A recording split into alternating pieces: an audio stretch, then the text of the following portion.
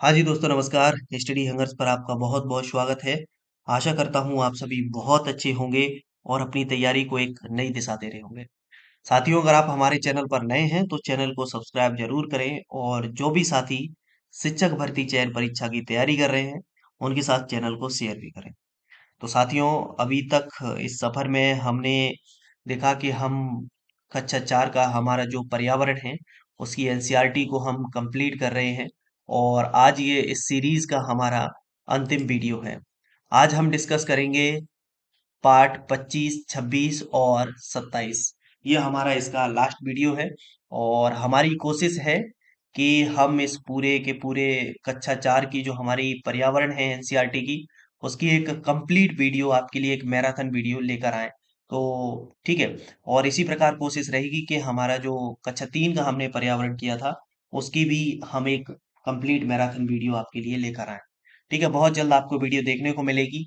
और अब हम इसके बाद स्टार्ट करेंगे हमारा जो कक्षा 5 का हमारा जो पर्यावरण है एनसीईआरटी का उसको। ठीक है, तो ये सीरीज हमारी चल रही है कंटिन्यू और कोशिश ये है कि प्रीवियस ईयर क्वेश्चन की भी सीरीज को जल्द से जल्द आप सभी के लिए लाया जाए।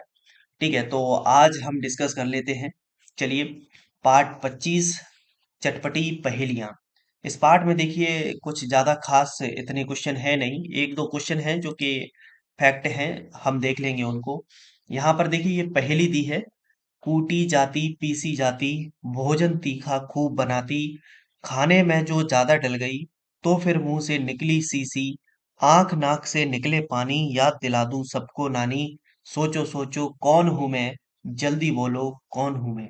तो यहाँ पर लाल मिर्ची की बात हो रही है। लाल मिर्ची के लिए एक पहेली दी गई है। इसी प्रकार और अन्य मसाले जो हैं उनके लिए पहेली दी गई है। जैसे आप यहाँ पर देखिए हल्दी के लिए दी गई है। ये हमारे एग्जाम के पॉइंट ऑफ व्यू से जरूरी नहीं है। ठीक है। और ये काली मिर्च के लिए दी गई है। यहाँ पर देखिए ये जीरा के लिए है और ये सौंफ के लिए है पहेली।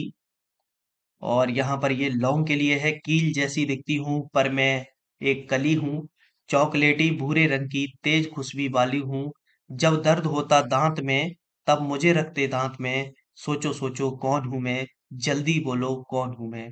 तो लौंग है ये। ठीक है। अब यहाँ पर देखिए एक पॉइंट ये है, इसको याद रख लें आप। मैं हूँ कुट्टन और मैं केरल में रहता हूँ, मेरे घर के आंगन में मसालों का बगीचा है, वहां मैं तेज पत्ता, छोटी इलायची, बड़ी इलायची, काली मिर्च आदि को उगते देखता हूँ। तो केरल में सबसे ज्यादा मसाले होते हैं। ठीक है, याद रखें, अगर ऐसे पूछ ले जाए कि किस राज्य में सबसे ज्यादा मसाले उगाए जाते हैं तो केरल। ठीक है। चलिए यहाँ पर, और ये गरम मसालों के कुछ नाम दिए हैं यहाँ पर, जीरा, इलायची, लौंग, दालचीनी। चलिए, बच्चों के लिए एक चार्ट बनाने के लिए बताया गया कि आप क्लास में चार्ट बनाइए। बस इसमें कोई खास नहीं है, तो हम आगे बढ़ते हैं, कोई भी ऐसा फैक्ट नहीं मिला हमें। चलिए, अब है हमारे पास पार्ट 26, फौजी वहीदा।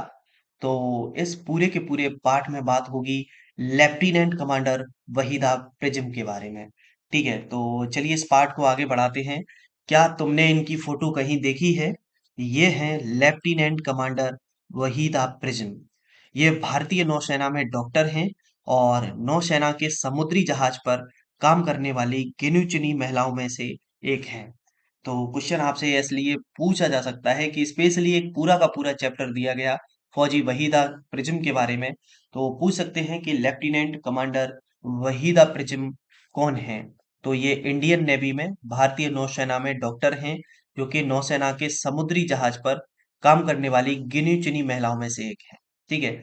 ये पहली महिला हैं जिन्होंने एक पूरी परेड की कमान संभाली। किसी भी सेना में ये बहुत बड़ी बात मानी जाती है। ठीक है। अब क्या है, यहाँ पर पूरा का पूरा मतलब इनके जीवन के बारे में बताया गया कि किस तरीके से इनका बचपन रहा और ये किस तरीके से आगे बढ़ी और इन्होंने ये जॉब को पाया। तो मैं धन्ना मंडी नाम के बहुत छोटे गांव से हूँ और यह जम्मू कश्मीर के राजौरी जिले में है। ठीक है। तो ये जो रहने वाली हैं वो धन्ना मंडी जगह है और जम्मू कश्मीर का राजौरी जिला है, वहां पर ये जगह है। ठीक है, तो याद रखें, इस पूरे पार्ट में ये जम्मू कश्मीर की चर्चा हुई। तो हम बच्चों को मैप में भारत के नक्शा में जम्मू कश्मीर के बारे में बताएंगे और आपसे क्वेश्चन पूछा भी जा सकता है कि लेफ्टिनेंट कमांडर वहीदा प्रिज्म जो हैं वो किस राज्य से संबंध रखती हैं, तो जम्मू कश्मीर। ठीक है, याद रखें। अब देखिए यहाँ पर ये पढ़ाई स्कूल में पढ़ती थी और इनके साथ ही जो सहेली आती थी, उनको पढ़ाई में इतना ज्यादा मतलब आगे के लिए कुछ नहीं सोचती थी कि उन्हें आगे चलकर क्या बनना है। लेकिन हमेशा से इनकी ये मोटिवेशन रहा इनके लिए, ये प्रेरणा रही कि मुझे कुछ ना कुछ बेहतर करना है जीवन में, बहुत आगे बढ़ना है। ठीक है, और ये इस तरीके से मतलब इनके जो पापा थे वो चाहते थे कि ये तीन बहनें थीं कि कोई इनमें से एक डॉक्टर बने, एक वकील बने और एक बच्चों को पढ़ाए। तो ये भारतीय नौसेना में डॉक्टर बन गई और इनकी एक बहन है जो जम्मू पुलिस में है। ठीक है, और इस तरीके से इन्होंने मतलब भारतीय सेना यानी कि इंडियन नेवी को ज्वाइन किया। और बच्चों को हम इंडियन नेवी, इंडियन एयरफोर्स और इंडियन आर्मी के बारे में भी बता सकते हैं कि हमारे सेनाएं जो हैं, तीन सेनाएं हैं। ठीक है, और इन्होंने जो है परेड का प्रतिनिधित्व किया। जहाज पे काम करती हैं ये डॉक्टर के रूप में, और इनका सपना है कि ये पनडुब्बी में भी जाएं। ठीक है, चलिए आगे बढ़ते हैं। और इन्होंने क्या है कि परेड का भी प्रतिनिधित्व किया। ठीक है, परेड के बारे में कुछ बताएं। तो जब परेड होती है तो पीछे चार टुकड़ियां चलती हैं। पूरी परेड में 36 निर्देश देने होते हैं। तो परेड से संबंधित क्वेश्चन पूछ लिया जाए तो याद रखें कि जो परेड में पीछे कितनी टुकड़ी चलेंगी, तो चार। और इसमें कितने निर्देश दिए जा सकते हैं, तो 30, 36, 40, 45 ऐसे ऑप्शन हो सकता है। कोई भी क्वेश्चन कहीं से भी बन सकता है, तो आप थोड़ा सा इसको ध्यान में रखें।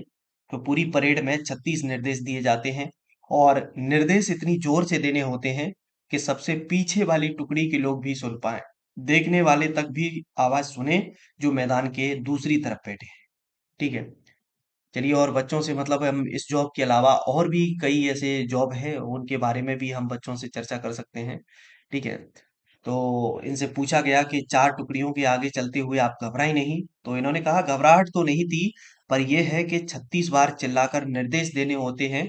एक भी भूल जाओ तो पूरी परेड गड़बड़ा जाती है। मैंने पूरा एक महीना सुबह शाम अभ्यास किया था। परेड तो मैं स्कूल में भी करती थी। अब देखिए यहाँ पर एक क्वेश्चन है कि इनसे पूछा गया कि आपके नाम के पीछे ये प्रिज्म जुड़ा, इसका मतलब क्या है, वहीदा प्रिज्म। तो इन्होंने कहा कि यह नाम मेरे पापा ने मुझे दिया। प्रिज्म ऐसा कांच होता है जो सात रंग दिखाता है।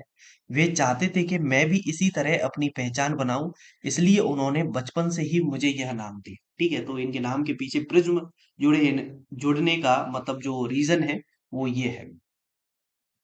चलिए, और बच्चों को हम प्रिज्म भी बता सकते हैं। और हम जो आज के ज़माने में मतलब देखा जाए तो रिज़र्व कर दिया गया है। पहले महिलाएँ जो थी वो सेनाओं में नहीं जाती थीं, लेकिन अब उनकी सीट भी आरक्षित कर दी गई हैं, है ना?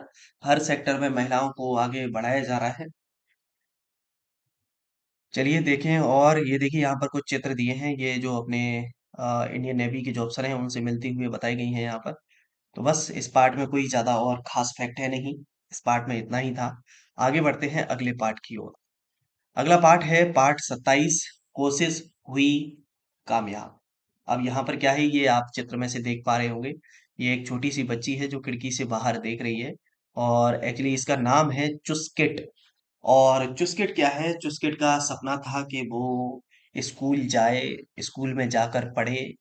लेकिन वह ऐसा नहीं कर पा रही थी, उसके माता-पिता भी उसे विद्यालय नहीं भेज पा रहे थे, क्योंकि जैसे-जैसे चुस्किट बड़ी हुई, उन्हें पता चला कि इसके जो पैर है, पैर से ये विकलांग है, मतलब इसके पैर सही तरीके से काम नहीं करते हैं।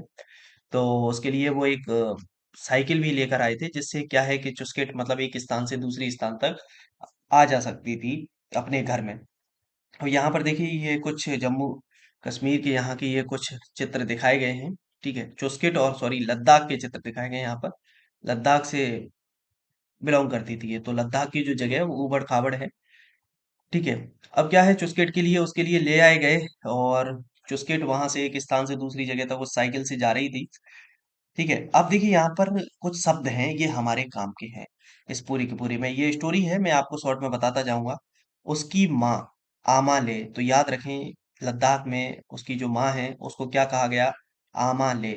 ऐसे पूछ सकता है कि आमा ले किसे कहा जाता है लद्दाख में, तो आमा ले उसकी माँ को। पिताजी को आबा ले।